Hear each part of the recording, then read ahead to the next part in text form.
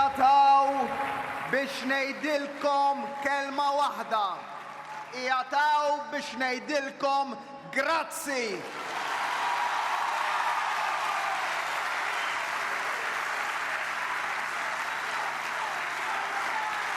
Grazzi ta' din it-triq illi qed nimxu flimkien. B'sens ta' gratitudni lejn il-poplu Malti, il-Prim Ministru mexxej Laburista Joseph Muscat beda b'dan il-mod l-indirizz tiegħu lejn Folla mill-isbaħ li l-erba' filgħaxija tagħtu merħba mistħoqqa f'raħal ġdid. Folla li naqdet mal-Prim Ministru Joseph Muscat u mal-Partit Laburista sabiex faqda saret iċ-ċelebrazzjoni li fakret l-10 snin anniversarju ta' Joseph Muscat bħala mexxej Laburista. X'ma nkunux kburin aħna pajjiżna. Din hija l-ġenerazzjoni rebbieħa li wellidna flimkien u li l-frott tagħha irid jasal għand uliedna u ulied uliedna. Fisser kif waħda mill-aktar bidliet radikali fil-politika lokali kien illi flimkien bnejna moviment. Il-Partit Laburista infetaħ u l-moviment qed jagħti spazju għall-idejat. Moviment li fi kliem Joseph Muscat għandu karatteristika li tagħmlu jingħaraf mill-forzi politiċi tradizzjonali għax qatt ma jissupervja. Huwa proprju għalhekk li nemmen, anzi konvint li dal-moviment jista' u se jkompli jikber ħafna aktar u se jilqa' fiħdanu aktar nies. Għax nibqa' ngħid li għadna ma kkonvinċejniex biżżejjed u stajna ddiżappuntajna wkoll.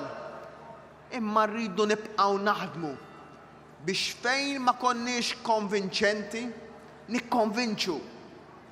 Fejn tlifna n-nies fit-triq ikonna l-kuraġġ niskużaw ruħna u nuruhom li aħna nistgħu nkunu saħansitra aħjar milli konna sal-lum.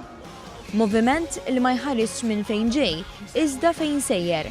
Moviment b'attitudni pożittiva li minnu rebħu eluf ta' persuni.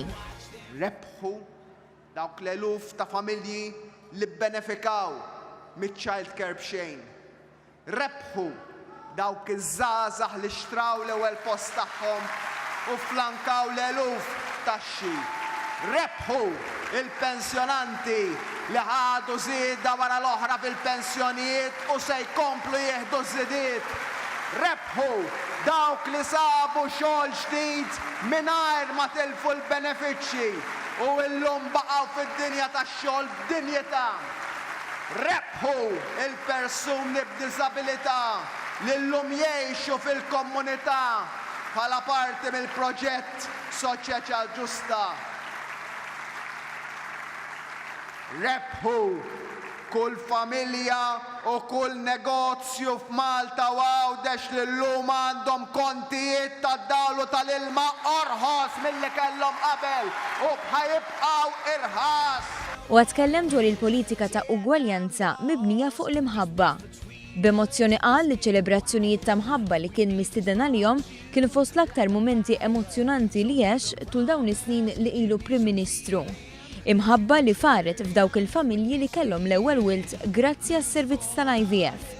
Imħabba li ma tippermettix il-vjolenza u għalhekk daħħalna liġijiet li ħarxu l-ġlieda kontra l-vjolenza bbażi tal-ġeneru u fuq in-nisa. Din hija l-bidla li ġibna fil-pajjiż. Dawn ir-riżultati kollha mhumiex grazzi għalija.